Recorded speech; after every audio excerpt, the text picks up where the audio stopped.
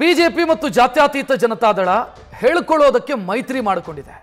ಆದರೆ ರಾಜ್ಯದಲ್ಲಿ ಎರಡು ಪಕ್ಷಗಳ ಮಧ್ಯೆ ಒಗ್ಗಟ್ಟು ಕಾಣಿಸ್ತಾ ಇಲ್ಲ, ಸಹಮತವೂ ಕೂಡ ಕಾಣಿಸ್ತಾ ಇಲ್ಲ. ಈ ಕಾರಣಕ್ಕಾಗಿ ಮೈತ್ರಿ ಗೊಂದಲದ ಬಗ್ಗೆ ಬಿಜೆಪಿಯ ಹೈಕಮಾಂಡ್ ವರದಿಯನ್ನು ಕೇಳಿದೆ. ಸರ್ಕಾರದ ವಿರುದ್ಧ ಪ್ರತ್ಯೇಕ ಹೋರಾಟವನ್ನು ಬಿಜೆಪಿ ಮಾಡಿತ್ತು. ಬಿಜೆಪಿ ನಾಯಕರ ನಡೆಗೆ ಕೇಂದ್ರ ಸಚಿವ ಕುಮಾರಸ್ವಾಮಿ ಬೇಸರ ವ್ಯಕ್ತಪಡಿಸಿದರು. ಬಿಜೆಪಿ ಹೈಕಮಾಂಡ್ ಜೊತೆಯೂ ಕೂಡ ಕುಮಾರಸ್ವಾಮಿ ಚರ್ಚೆ ಮಾಡಿದರು. ಈ ಗೊಂದಲವನ್ನು ನಾವು ಬಗೆಹರಿಸ್ತೀವಿ ಅಂತ ಬಿಜೆಪಿ ಹೈಕಮಾಂಡ್ ಭರವಸೆಯನ್ನು ಕೊಟ್ಟಿತ್ತು. ಈಗ ವರದಿ ಕೇಳಿದೆ ಅನ್ನುವಂಥ ಮಾಹಿತಿ ಲಭ್ಯವಾಗಿರೋದು. ಹೆಚ್ಚಿನ ಡೀಟೇಲ್ ನೀಡೋದಕ್ಕೆ ನಮ್ಮ ಪ್ರತಿನಿಧಿ ಗಣಪತಿ ನೇರ ಸಂಪರ್ಕದಲ್ಲಿ.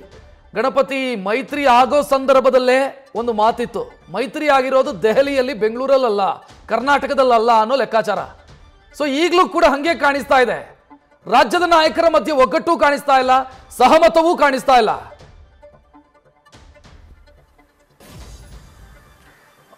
ರಕ್ಷಕ್, ಖಂಡಿತ. ಯಾಕಂತಂದ್ರೆ ಜನಾಕ್ರೋಶ ಯಾತ್ರೆ ಸರ್ಕಾರದ ವಿರುದ್ಧ ಬಹಳ ಅದ್ದೂರಿಯಾಗಿ ಆಗ್ತಾ ಇದೆ. ಎಲ್ಲೊಂದ್ ಕಡೆ ಬಿಜೆಪಿ ನಾಯಕರು ಹಳೆ ಮೈಸೂರು ಭಾಗದಿಂದ ಹಿಡಿದು ಕರಾವಳಿ ಭಾಗದವರೆಗೂ ಒಂದಷ್ಟು ಮೈಲೇಜ್ ಅನ್ನ ಪಡಿತಾ ಇದ್ದಾರೆ.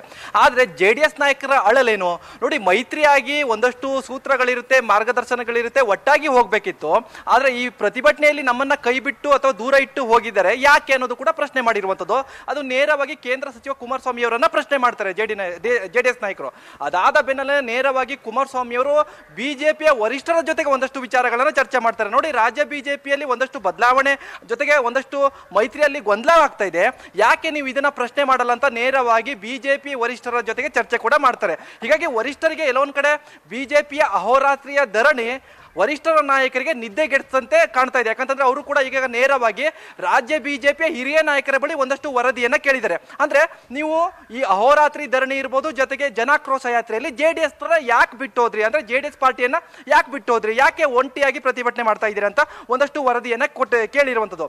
ಈಗಾಗಲೇ ರಾಜ್ಯ ಬಿಜೆಪಿ ನಾಯಕರು ಕೂಡ ಹೈಕಮಾಂಡ್ ನಾಯಕರು ಕೇಳಿರುವಂತಹ ವರದಿಗೆ ಒಂದಷ್ಟು ವಿಚಾರಗಳನ್ನ ಸಿದ್ಧಪಡಿಸಿಕೊಂಡಿದ್ದಾರೆ. ಅಂದ್ರೆ ಯಾಕೆ ನಾವು ಜೆಡಿಎಸ್ ಅನ್ನ ಅಂತರವನ್ನ ಕಾಯ್ದುಕೊಂಡ್ರಿ ಇತ್ತೀಚಿನ ದಿನಗಳಲ್ಲಿ ಅಂತ ನೋಡಿ, ಜೆಡಿಎಸ್ ಒಂದು ಪ್ರತಿಭಟನೆಯನ್ನ ಮಾಡುತ್ತೆ ಗ್ರೇಟರ್ ಬೆಂಗಳೂರು ವಿಚಾರವಾಗಿ.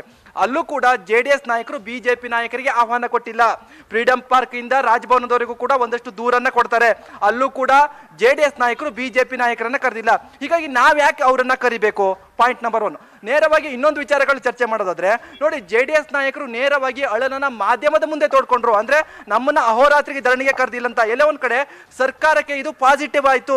ನೋಡಿ, ಮೈತ್ರಿಯಲ್ಲೇ ಗೊಂದಲ ಇದೆ, ನಮ್ಮ ವಿರುದ್ಧವಾಗಿ ಹೇಗೆ ಹೋರಾಟ ಮಾಡ್ತಾರೆ, ಈ ವಿಚಾರವಾಗಿಯೂ ಕೂಡ ತಮ್ಮ ವರದಿಯಲ್ಲಿ ಹೇಳುವಂಥದ್ದು. ಇದು ಪಾಯಿಂಟ್ ನಂಬರ್ 2. ಇನ್ನು ಹಳೆ ಮೈಸೂರು ಭಾಗದಲ್ಲಿ ಹೇಳೋದಾದ್ರೆ ನೋಡಿ, ಜೆಡಿಎಸ್ ಗಟ್ಟಿಯಾಗಿ ನೆಲೆ ಇದೆ, ಬಿಜೆಪಿಗೆ ನೆಲೆ ಇಲ್ಲ.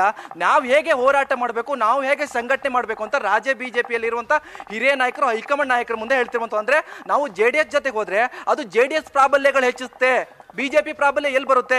ನೇರವಾಗಿ ಇಂತಹ ಒಂದು ವಿಚಾರವನ್ನ ಹೈಕಮಾಂಡ್ ನಾಯಕರ ವರದಿಯಲ್ಲಿ ಹೇಳುವಂಥದ್ದು. ಇನ್ನು ಒಂದಷ್ಟು ವಿಚಾರಗಳು ಹೇಳೋದಾದ್ರೆ, ಮೂಡ ಪ್ರತಿಭಟನೆ ನಾವೆಲ್ಲರೂ ಕೂಡ ನೋಡಿದೀವಿ. ಈ ಮೂಡ ಪ್ರತಿಭಟನೆ ಪಾದಯಾತ್ರೆಯಲ್ಲೂ ಕೂಡ ಕುಮಾರಸ್ವಾಮಿ ಅವರು ಹೆಜ್ಜೆ ಹಾಕ್ತಾರೆ.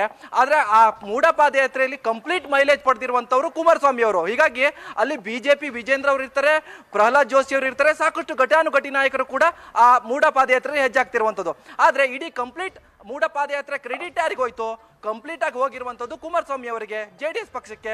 ಹೀಗಾಗಿ ಇಲ್ಲಿ ಬಿಜೆಪಿ ಸಂಘಟನೆ ಆಗ್ಬೇಕು ಅಂತಂದ್ರೆ ಬಿಜೆಪಿ ಏಕಾಂಗಿ ಹೋರಾಟ ಮಾಡಬೇಕು, ಜೊತೆಗೆ ಸಂಘಟನೆ ಮಾಡಬೇಕು. ಈ ನಿಟ್ಟಿನಲ್ಲಿ ನಾವು ಈ ರೀತಿಯಾದಂತಹ ಸಿದ್ಧತೆಗಳನ್ನ ಮಾಡ್ಕೊಂಡಿವಿ ಅಂತ ಒಂದಷ್ಟು ವರದಿಯಲ್ಲಿ ಹೇಳಲಿಕ್ಕೆ ಈಗಾಗಲೇ ಸಿದ್ಧತೆಯನ್ನ ಮಾಡ್ಕೊಂಡಿರುವಂತದ್ದು. ರಕ್ಷತ್, ನ್ಯೂಸ್ ಫಸ್ಟ್ ನಿರ್ಭೀತಿಯಿಂದ ನಿಮ್ಮ ಪರವಾಗಿ.